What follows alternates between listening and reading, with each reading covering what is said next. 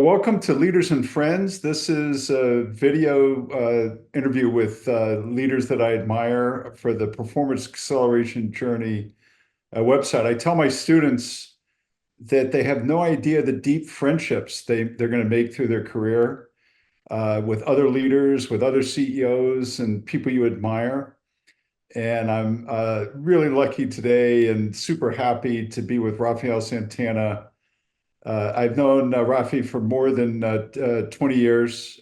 He was a great GE leader. He's now the CEO of Wabtec. Wabtec is the global leader in transportation technology. So I'm a share owner. I have all my little GE executive portfolio that I have. Rafi's a star. And I'm happy today to talk to really one of the most gifted CEOs that I know and have had a chance to work with, and Rafael Santana. So Rafi, it's great to be with you. Great to see you. And let's have some fun with this discussion. And like I said, I'm so proud of you, and it's just great to be with you. I always thought you had a particularly good window on the economy, the global economy.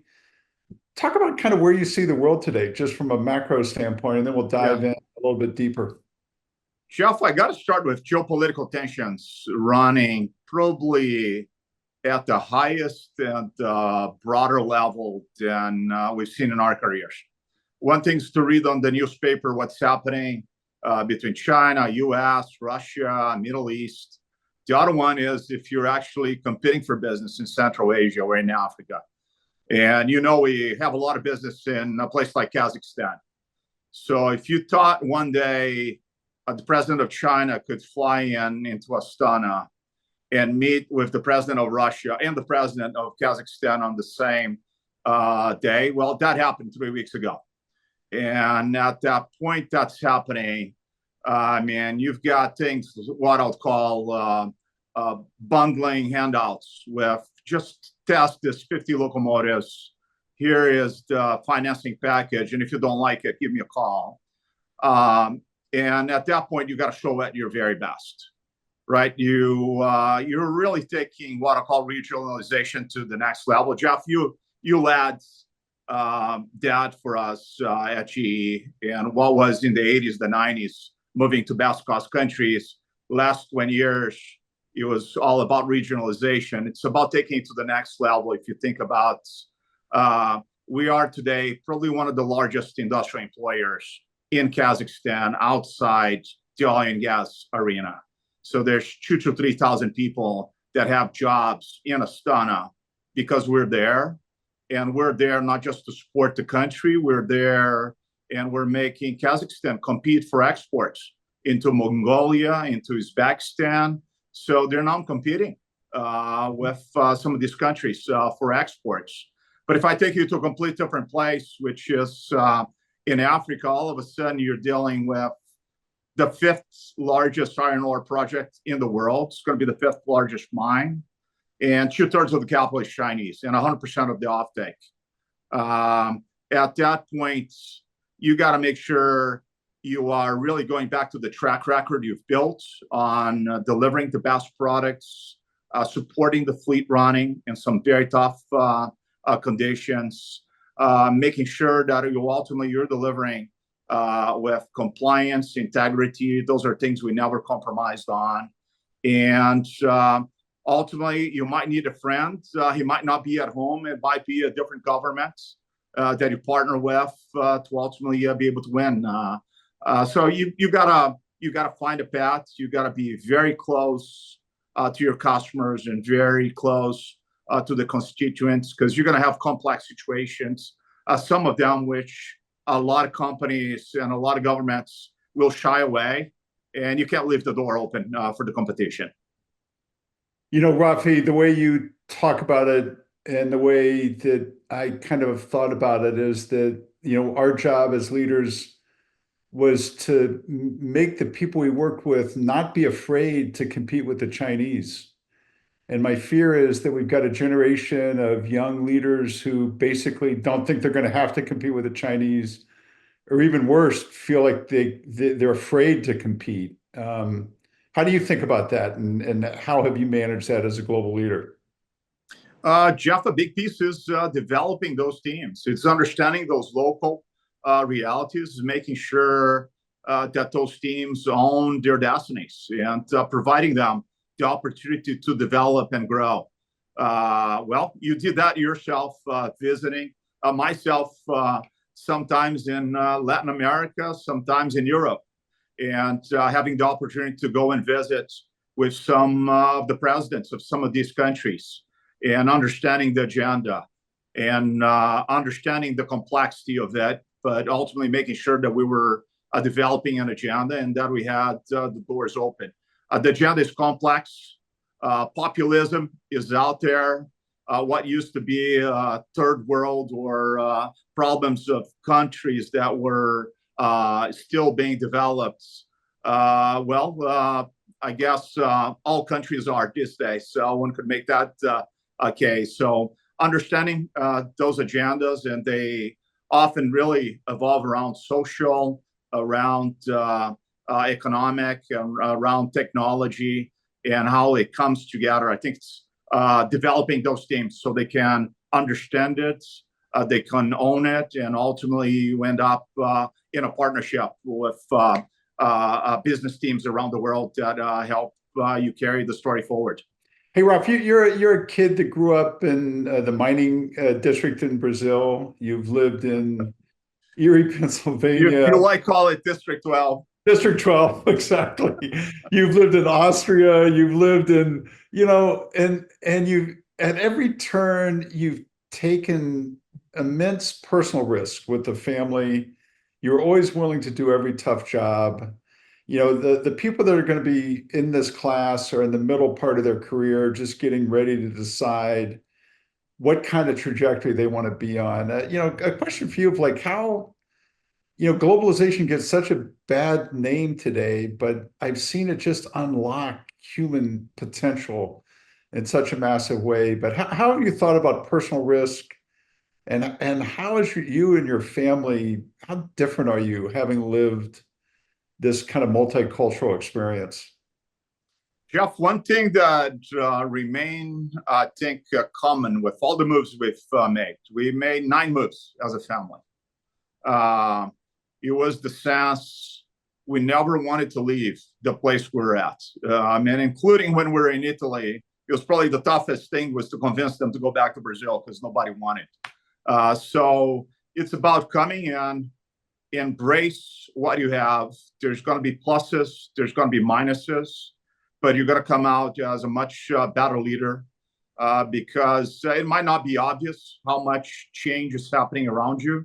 But once you move into a new culture, a new country, a new business, and you have to deal with a new team, it becomes pretty obvious that it starts with people, it starts with leadership, it starts with really developing a team, and that's where the game starts. Mm-hmm. Next on that agenda is really, in my mind, making sure you have a team that feels accountable, they feel responsible.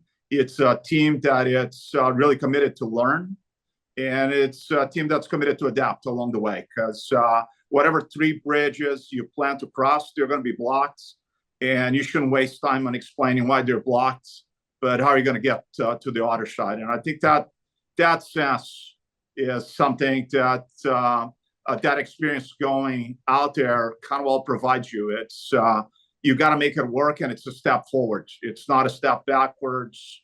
It's not explaining on why it's not working. It's investing all the energy on making it work.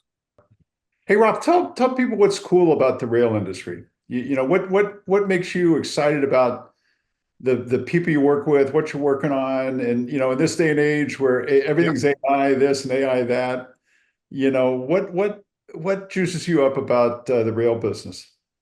Jeff, first, rail is the most sustainable way of moving things over land. If you're thinking about freight or large amount of people, this is the most sustainable. That means it's the safest, it's the most environmental friendly, it's the most efficient way of moving things. So it starts very much up there. If you think about some of the challenges in the world, in a world that needs to move more and transport more, we can use a lot of the existing infrastructure to move a lot more in a much better way. I think that's where our mission starts. It's an industry that we can continue to advance with a lot of technology. Some of the things that we do here really looks not just at what's happening in rail, how we're dispatching trains. It looks at really what I'll call the borders of rail, where you have the interfaces in the yards, where you have the interfaces in the ports, and it's understanding that entire ecosystem and making sure that you help it move better. So that's where I look at our story. It's about helping the world move better in a better way, and I think rail is very much an essential part. It's lost a lot of share over the last several decades. I think we're really poised to revert that, and I think there's a lot of opportunities for us to help the world with a lot of the challenges that it has with the technologies we have in rail. That's great. You've had a great career. Like, what was the job that kind of where you developed the confidence and to say, gosh, I can really grow in my career? I always talk about fixing compressors and GE appliances when I was in my early 30s was the job that kind of set me on the path to do bigger and better things. Did you have a job like that and one that kind of propelled you from a confidence and capability standpoint? Jeff, I think there were a few of those, to be very honest. It goes back to really the things you're learning each time. And you asked me about like those moves.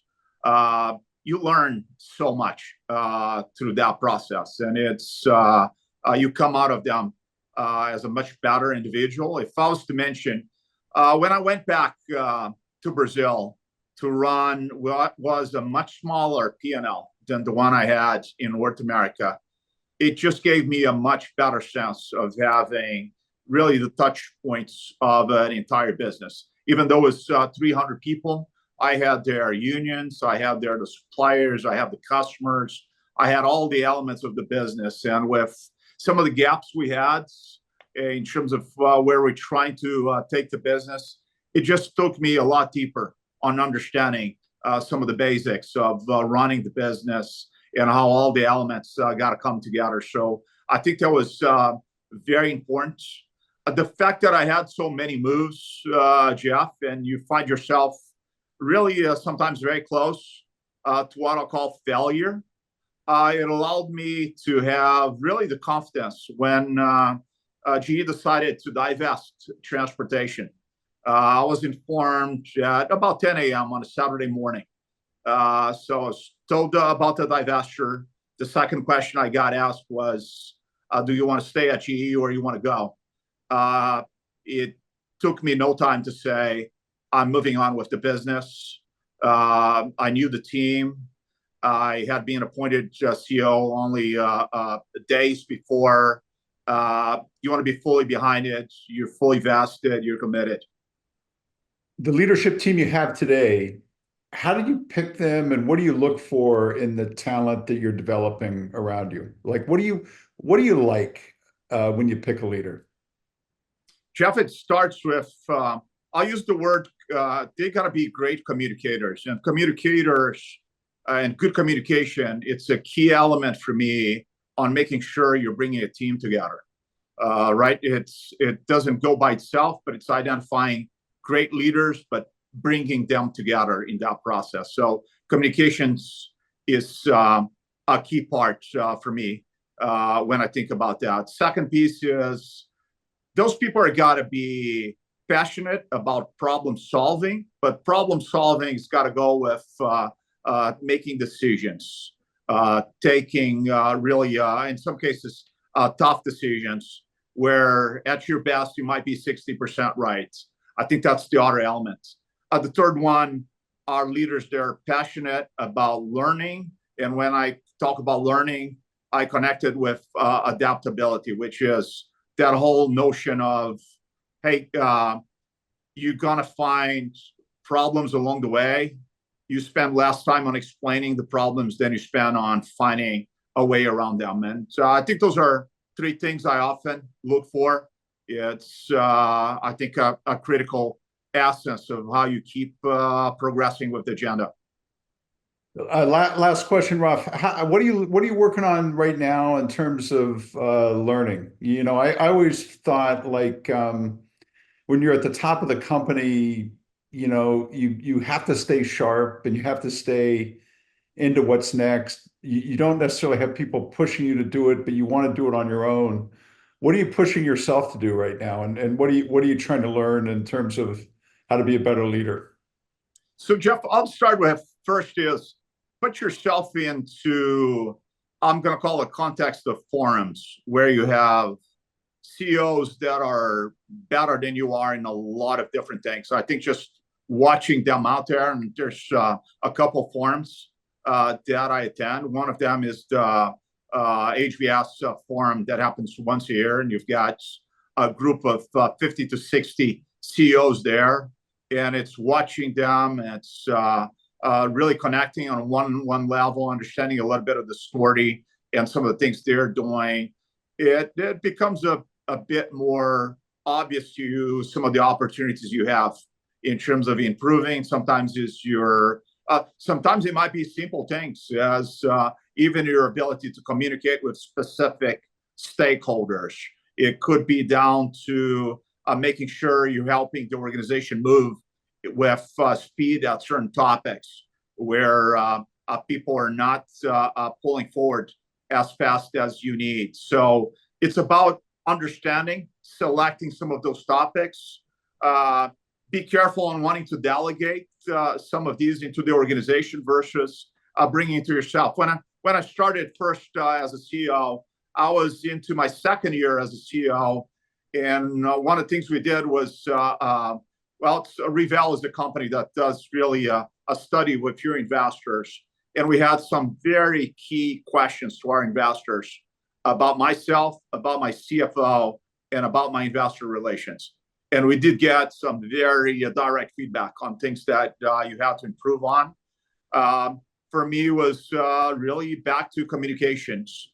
And it was about going back, looking at some of my earnings call, having really people that could help me with, hey, here's how some of the best CEOs do.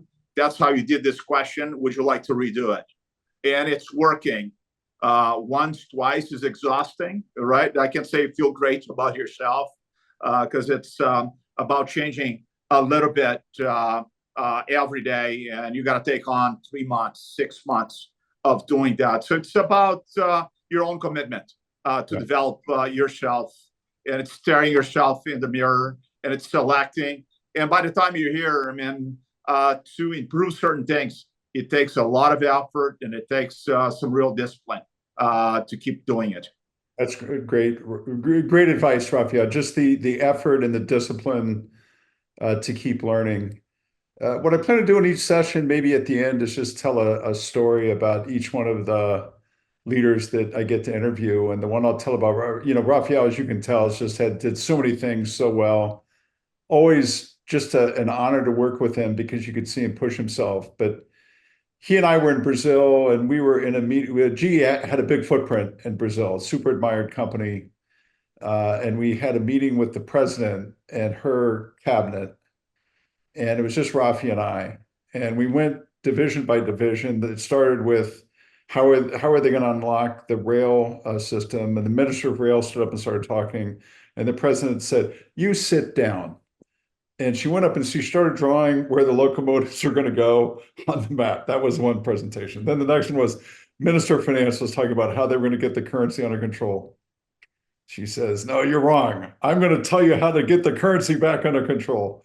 So Rafi and I got a chance to see the president of a country take each individual leader, put them in their place, and I think we left there and said, "God, thank God we don't work for her. This would be a tough place to be." But you find yourself in these incredible situations where you have to be a diplomat, you have to be a business person, you have to be a learner, you have to be a leader, and you have to find a way to navigate between the business you want to do and the government you want to be a part of. And I think, Rafi, we both learned a lot doing those sessions together, but I always enjoyed being with you during those times. So, Rafi, Jeff, thanks.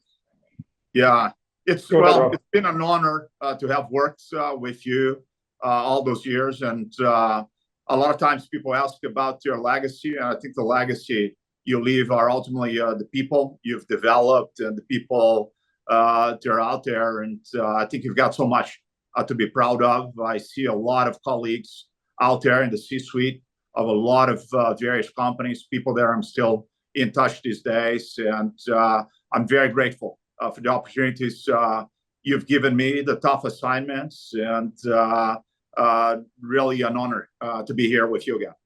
Great, Raf. Good to see you. Thanks for doing this. I know you got a lot to do, so thanks for doing this. See you, Rafi. Super. Thank you.